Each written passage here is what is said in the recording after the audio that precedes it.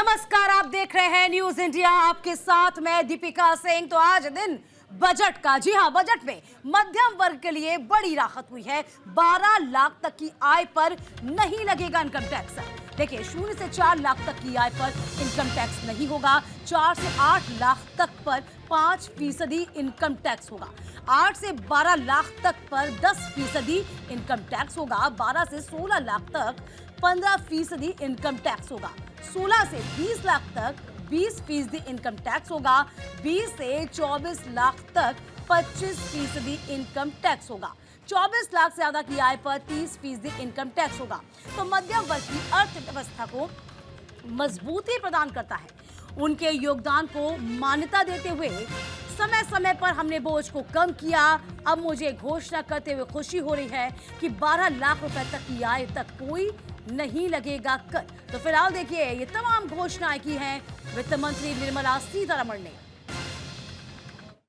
Happy to announce that there will be no income tax payable up to income of 12 lakh rupees.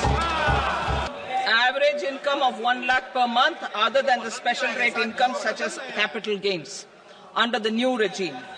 This limit will be 12.75 lakh for salaried taxpayers due to the standard deduction of 75,000. Slabs and rates are being changed across the board to benefit all taxpayers.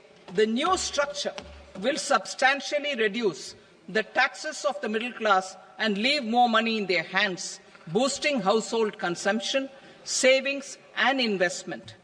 In the new tax regime, I propose to revise tax rate structures as follows: 0 to 4 lakh rupees nil, 4.8 lakh rupees to 4 to 8 lakh rupees 5%, 8 to 12 lakh rupees 10%, 12 to 16 lakh rupees 15%, 16 to 20 lakh rupees 20%, 20 to 24 lakh rupees 25%, and above 24 lakh rupees 30%. To taxpayers up to 12 lakh of normal income other than special rate income such as capital gains. I read that again.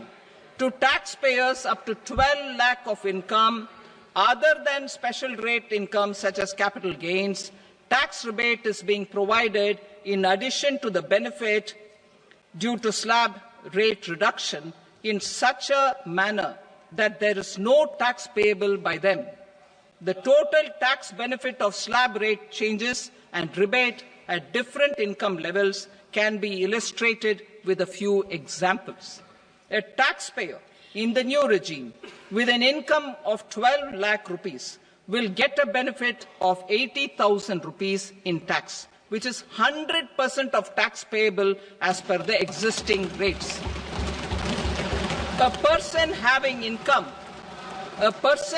income of 18 lakh rupees will get a benefit of 70,000 rupees in tax. That is 30% of tax payable as per.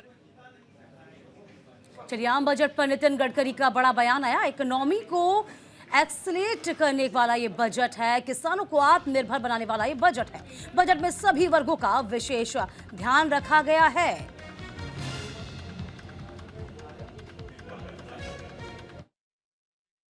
में इसका बहुत बड़ा फायदा होगा। मुझे इस बात की खुशी है कि कृषि विभाग की ओर उन्होंने विशेष रूप से ध्यान दिया है।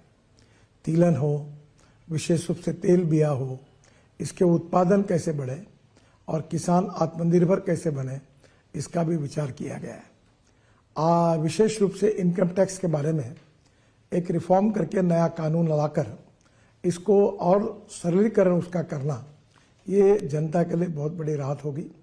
और 12 लाख रुपए की उत्पादन के लिए इनकम टैक्स में जो राहत दी गई है वो भी बहुत महत्वपूर्ण है।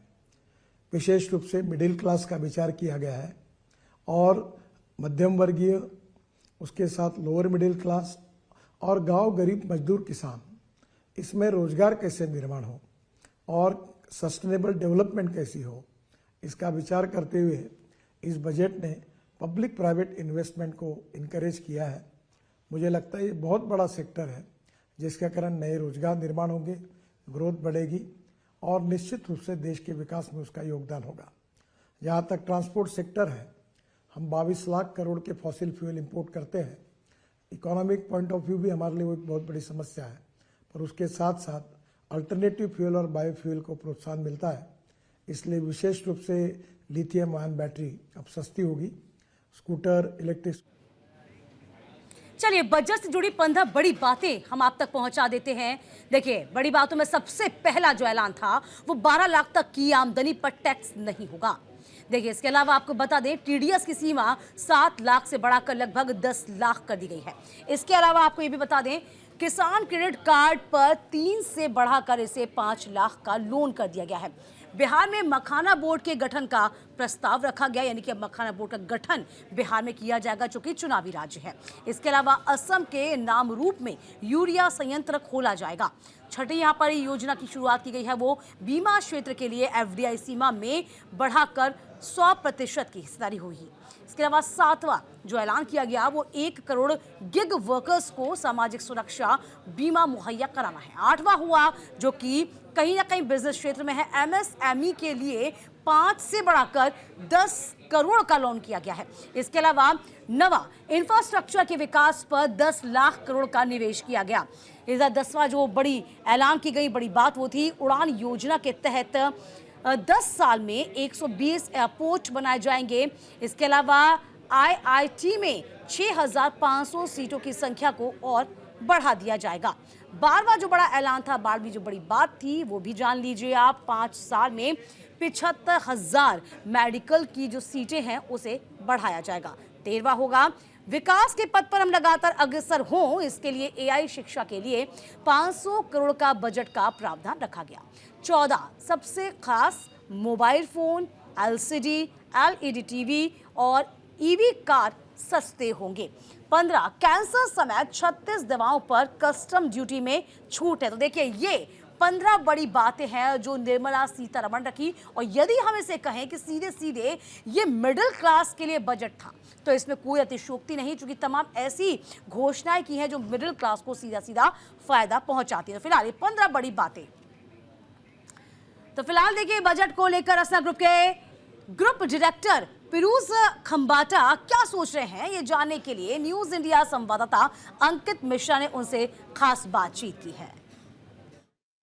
लगातार जो टैक्स की उम्मीद लगातार लोग लगाकर बैठे थे, एक बड़ी राहत सरकार ने दिया। खासतौर पर वित्त मंत्री जब बजट पेश कर रही थी तो सबकी नज़र इस बात पर थी कि आखिर उस टैक्स को लेकर के जो हर साल गहमा गहमी देखने को मिलती है उसमें बड़ी राहत मिली है। इसी पे खास बातचीत करने के लिए मेरे साथ पिरूज साहब हैं जो रसना के चेयरमैन हैं। सर, सबसे पहले तो यही बड़ा सवाल कि 12 लाख जैसी बड़ी छूट अगर आम जनता के खाते में जाती है तो कहीं ना कहीं जो डिमांड है, सप्लाई का नाता है, वो बढ़ता हुआ नजर आएगा। कैसे आप इसको देख रहे हैं? बहुत बड़ी तरह, और एफएम ने सही बताया, 1 लाख करोड़ का अगर इनकम टैक्स का एक जात का डेफिसिट रहेगा तो 1 लाख करोड़ इकोनॉमी में आएगा।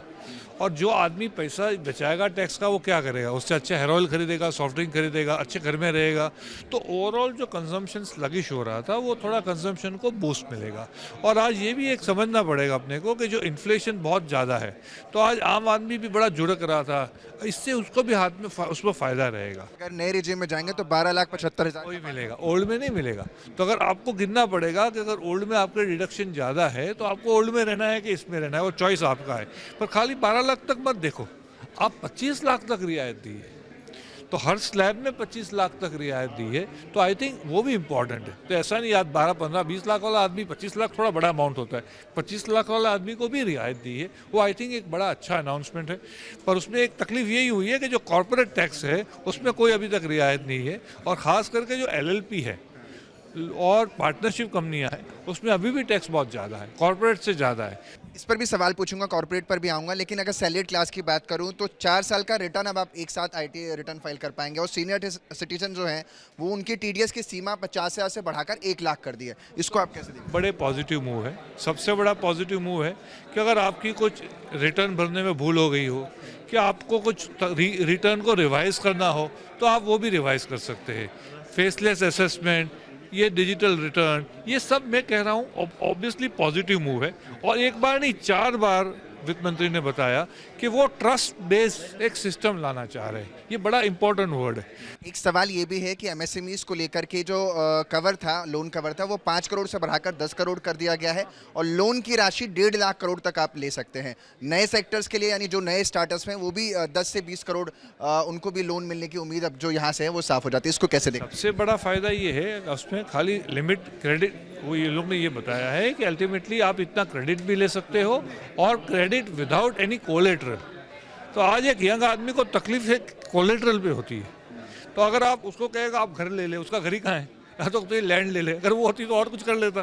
तो आज ये बहुत बड़ा राहत है यंग आदमी को, खास करके स्टार्टअप को, कि आप उसको कोलेटरल फ्री लोन दो। और उसका जो लिमिट बढ़ाया है मेरे हिसाब से वो ज़्यादा इंपॉर्टेंट है, क्योंकि आप कोलेटरल मत दो, आप धंधा चालू करो, government is ready to support you. ये एक बड़ा अच्छा मूव है और ये लिमिट को सिग्निफिकेंटली ज़्यादा बढ़ाया है, ये भी अच्छा मूव है। बहुत बहुत शुक्रिया। तो मेरे साथ पीयूष खंबत्ता जी थे जो कि रसना के ग्रुप कहें तो चेयरमैन हैं और साफ तौर पर ये बता रहे हैं कि किस तरीके से ये जो बजट है वो कितना लाभकारी है और इसका इम्पैक्ट जो है वो अब आगे आने वाली पीढ़ियों पर साफ तौर पर देखने को मिलेगा। कैमरामैन मनीष के साथ अंकित मिश्रा, न्यूज़ इंडिया, दिल्ली।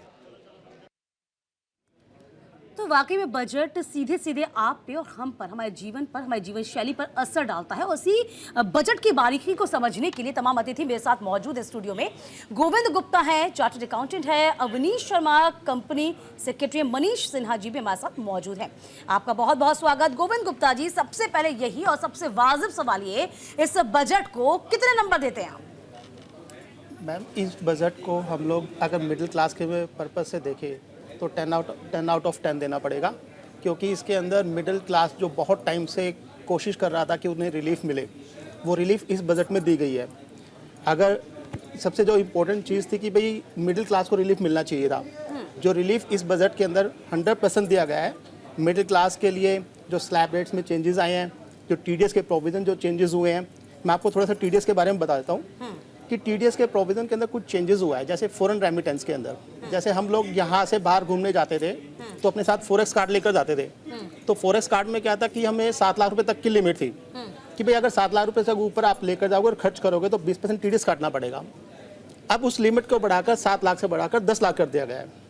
दूसरी चीज़ सीनियर सिटीजन के लिए, अब सीनियर सिटीजन को समझना पड़ेगा कि भाई ये किस इंटरेस्ट की बात कर रहे हैं। जो इन्होंने 50,000 से इंटरेस्ट बढ़ाकर 1 लाख रुपीज़ किया है, ये FD का इंटरेस्ट किया है कि अगर FD का इंटरेस्ट 50,000 से बढ़कर 1 लाख रुपए हो जाता है तो उस पर कोई भी TDS एप्लीकेबल नहीं है, टैक्स की छूट नहीं है, सिर्फ TDS एप्लीकेबल नहीं है। तीसरा पॉइंट है कि भाई रेंट के लिए जो इन्होंने लिमिट पहले 2,40,000 रुपये थी उसको बढ़ाकर 6 लाख रुपये कर दिया है। उसमें भी समझने की ज़रूरत है, क्योंकि वो जो बात कर रहा है कमर्शियल प्रॉपर्टीज़ की बात कर रहा है, ना कि रेजिडेंशियल प्रॉपर्टीज़ की बात कर रहा है। क्योंकि रेजिडेंशियल प्रॉपर्टीज़ पे तो पहले भी 50,000 रुपये पर मंथ था रेंट, कि जब TDS आपका तब कटेगा जब 6 लाख रुपए से ऊपर आप क्रॉस कर जाओगे। तो ये जो TDS जो लिमिट जो इंक्रीज़ की है 2,40,000 से 6 लाख रुपए तक की, ये कमर्शियल प्रॉपर्टीज़ की बात कर रहे हैं कि भाई अगर 2,40,000 रुपए से बढ़ाकर अगर आप रेंट दे तो जरा मैं आपको रोकना चाहूंगी। इस बीच पीयूष गोयल क्या कुछ कह रहे हैं, उनका क्या कहना है, जरा जान लीजिए। The youth provides a number of opportunities for jobs, whether it is through tourism development. 50 new destinations will be given a thrust for tourism.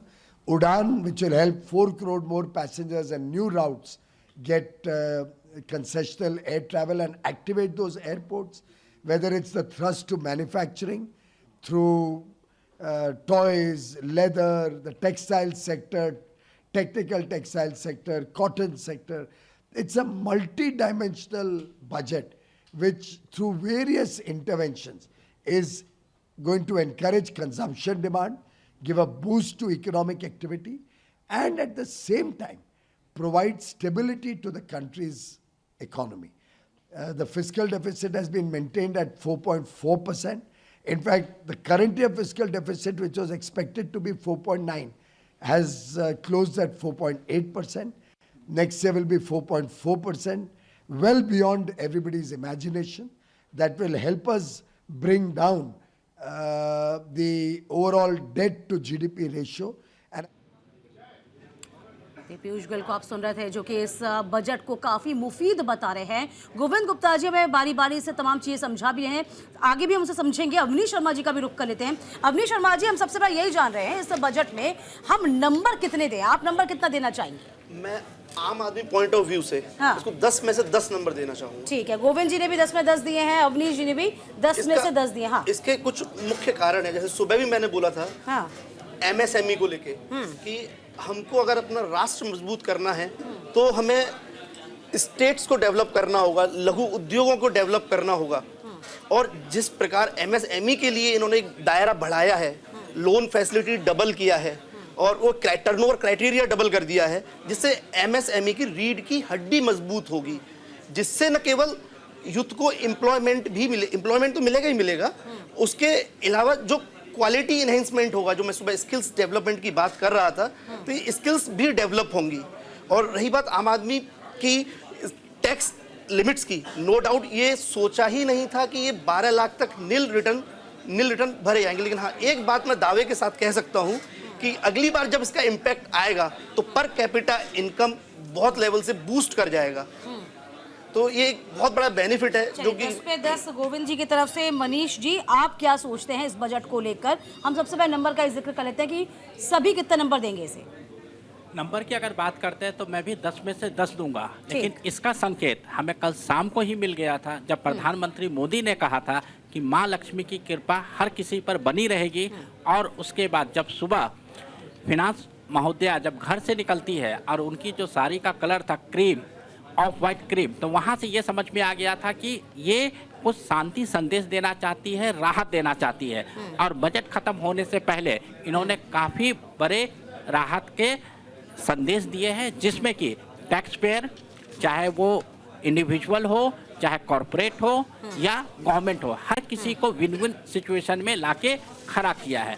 Tax payer जिनको 12 लाख तक कोई टैक्स नहीं लगाया है, तो हमारे पास as big the middle class हमारे पास ज़्यादा पैसा होगा, तो उस पैसे को हम कंजम्पशन में लाएंगे। लाइक उससे मैं कोई भी प्रोडक्ट परचेज करूंगा, कहीं घूमने जाऊंगा, हो सकता है मैं अपने लिए नई गाड़ी खरीदूं, नया घर में ज़्यादा पैसा इन्वेस्ट करूं, तो उससे फिर GST रिकवर होगा और वो GST फिर गवर्नमेंट ऑफ इंडिया के खाते में जाएगा। तो टैक्स पेयर के अकाउंट में कुछ पैसा बचता है और वो दूसरे तरफ से गवर्नमेंट के हाथ में जाएगा। तो दोनों के लिए win win situation. Third, business honour के लिए, बिजनेस ऑनर MSME में बहुत सारे बेनिफिट रियायत दिए गए हैं, लोन के लिए बढ़ाया गया है और बहुत सारे सेक्टर में नए नए आयाम खोले गए, जैसे एयरपोर्ट खुलेंगे, आपके बहुत सारे बोर्ड का गठन हुआ है, मखाना बोर्ड का गठन हुआ, इंफ्रास्ट्रक्चर पर पैसा खर्च होगा, तो इन सब के कारण नए नए एम्प्लॉयमेंट जनरेट होंगे। तो ओवरऑल एक बजट बहुत ही अच्छा है, जहां पर देश का कोई भी स्टेट का कोई भी जनता हो, कोई नहीं बोल सकता कि मेरे लिए सही नहीं है। और जो विरोधी पार्टी है, चाहे वो कांग्रेस हो, चाहे सपा हो या TMC हो या कोई भी पार्टी हो, कोई ये नहीं कह सकता कि ये बजट बेकार है, क्योंकि इकोनॉमिक के लेवल पर हो या इंडिविजुअल टैक्स पेयर के लेवल पर हर किसी का बोलती बंद कर दिया गया है। इसलिए मैं इस बजट को 10 में से 10 नंबर देता हूं। और वाकई में देखा जाए, जो वैश्विक चुनौतियां चल रही हैं, उस वैश्विक चुनौतियों के बीच भारतीय अर्थव्यवस्था जो है वो विकास की राह पर लगातार अग्रसर है। किस तरीके से इंफ्रास्ट्रक्चर का जिक्र किया जाए, उस पर भी बेहतरीन तरीके से काम किया जा रहा है। और इस बजट को यदि हम ओवरऑल देखते हैं तो मुफीद है मिडिल क्लास के लिए। लेकिन ये भी समझना होगा, क्या लगता है गोविंद जी, यहाँ पर एक चिंता ये भी जाहिर की गई कि कॉर्पोरेट टैक्स में कोई रियायत नहीं दी, तो इस बात से इत्तेफाक रखा जा सकता है? बिल्कुल मैम, क्योंकि पिछले जो बजट जो अब तक आए हुए थे उसके अंदर क्या था कि मिडिल क्लास के लिए कुछ नहीं था, कहीं ना कहीं उन्होंने कॉर्पोरेट सेक्टर के लिए कुछ न कुछ दिया था। बट इस बजट के अंदर इन्होंने उनको बिल्कुल निराश कर दिया। इसके अंदर कॉर्पोरेट एंड LLPs के लिए कोई भी टैक्स से रिलेटेड कोई भी एग्जम्पशन या छूट या टैक्स रिबेट जो हम कह सकते हैं वो कोई भी नहीं है इसके अंदर। चलिए फिलहाल आगे बढ़ेंगे। सारे अतिथि मेरे साथ लगातार मौजूद हैं। बजट की बारीकी को हम समझने की कोशिश करें। देखिए, टेक्निकल लैंग्वेज में आप बजट को समझेंगे तो बहुत मुश्किल होगी, लेकिन हम बहुत सरल भाषा में इस बजट को आप तक पहुंचा रहे हैं, समझा रहे हैं। तो लगातार आप न्यूज़ इंडिया पर बने रहिए। वक्त एक छोटे से ब्रेक का, कहीं मत जाइएगा।